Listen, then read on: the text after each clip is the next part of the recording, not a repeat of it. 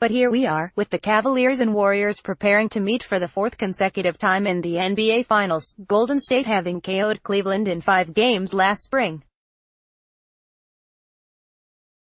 The Warriors rolled through the West playoffs at 12-0 last year, but lost 5 games this time and went to a Game 7 against Houston in the conference finals. Cleveland had been 12-1 before the finals last year, but needed 2 Game 7s, in the first round against Indiana and in the conference finals against Boston, this year to reach the finals. We are getting the same finals yet again, but at least we were close to getting some different representatives. Now that the matchup is here, though, it's hard to see how things will be much different this time around. Golden State has the same core of players, and in last year's finals, the Cavs did a decent job limiting Stephen Curry and Klay Thompson, but had no answer for series MVP Kevin Durant, who averaged 35.2 points, shooting 55.6% from the field and 47.8% from the three-point line. The good news for Cleveland is that Durant enters this series a little off his game. He has averaged 29.0 points, but his postseason shooting has been all too human, at 47.9% from the field and 32.8% from the three-point line. He scored 34 points on 11 for 21 shooting in Game 7 against Houston, but in his 3 previous games, he shot 36.5% and 31.3% from the three-point line. And the Cavs could also get a boost from the knee injury that has kept forward Andre Iguodala sidelined for the last 4 games. Iguodala has been vital to the Warriors' defense against Cleveland star LeBron James in all 3 of the finals matchups between the teams. But the problem for James is that this will be the worst of the 4 versions of the last 4 Cavs teams. Gone is Kyrie Irving. He averaged 29.4 points per game in last year's series, and the role players that Cleveland brought in have mostly been flops. Rodney Hood has been relegated to the bench, and Jordan Clarkson has shot 30.6% from the field in the playoffs. Larry Nance Jr. has been effective as an energy guy off the bench, and George Hill has been a solid starter, though he's been inconsistent. For the most part, Cleveland has leaned on its veterans, like Junior Smith and Kyle Korver. But the Cavs are getting very little from anyone outside of James, who is averaging 34.0 points in the postseason. Kevin Love, who missed Game 7 of the East Finals with a concussion, is the only other Cleveland player averaging double figures, at 13.9 points per game. Durant, on the other hand, has ample help around him. Curry has averaged 24.8 points in the playoffs and Thompson is up to 20.5, shooting 42.6% from the three-point line. There's just too much depth on the Warriors' side in this series, and there is not enough help for James. The matchup that matters: Kevin Durant versus LeBron James. Though the Warriors will miss Iguodala during the season, it was Durant who spent the bulk of the time defending James, guarding him for 77 possessions total and allowing 11.5 points. James shot 50% when guarded by Durant, but just 16.7% from the three-point line.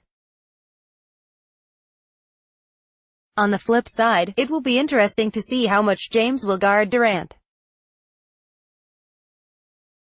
During the season, the Cavs and Warriors faced each other twice, and in both games, Cleveland had Jay Crowder defending Durant primarily. Now that Crowder is gone, will that role fall to James? He guarded Durant on 20 possessions in the regular season, and Durant shot 66.7% against him. The key player George Hill. Not many players can say they've outplayed Curry head-to-head over the lengths of their careers, but Hill has certainly come close, and if Cleveland is to have any shot at keeping up with the Warriors, it will be up to Hill to keep those numbers going. In his career, Hill is 10-4 against Curry.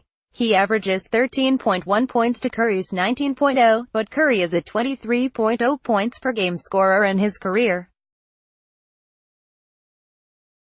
And Hill has been the better shooter in their matchups, making 48.4% from the field and 51.1% from the three-point line.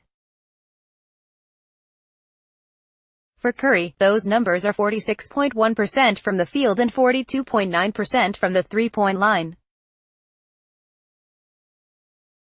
Hill outplaying Curry in this series won't necessarily mean that the Cavs can win, but it'd be a big help in keeping things close.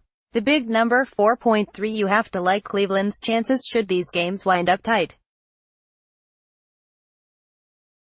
In clutch situations, the score within 5 points with 5 minutes to go, the Cavs have been nearly unbeatable, going 7-1 in the postseason and posting a plus-minus of 4.3, best of any playoff team. The Warriors, on the other hand, have been bizarrely underwhelming in clutch situations, just 2-3 in 5 games with clutch situations. They've shot 26.3% from the field and 14.3% from the three-point line.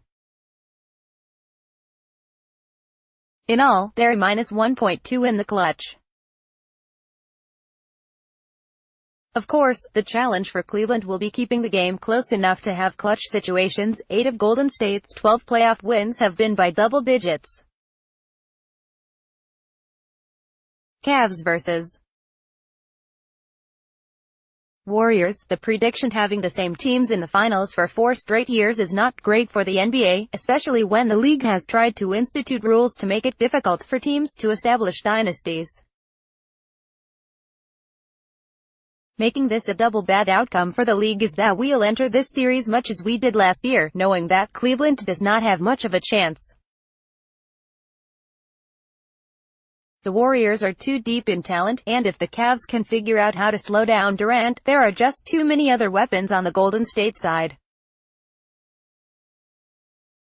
This should not be a long series. Warriors in 5 NBA Finals schedule, Cavs vs. Warriors all times Eastern. Game date time home away game the 1st of May 31 9 p.m. Warriors Cavs Game 2 June 3 8 p.m. Warriors Cavs Game 3 June 6 9 p.m. Cavs Warriors Game 4 June 8 9 p.m. Cavs Warriors Game 5 * June 11 9 p.m. Warriors Cavs Game 6 * June 14 9 p.m. Cavs Warriors Game 7 * June 17 8 p.m. Warriors Cavs * if necessary.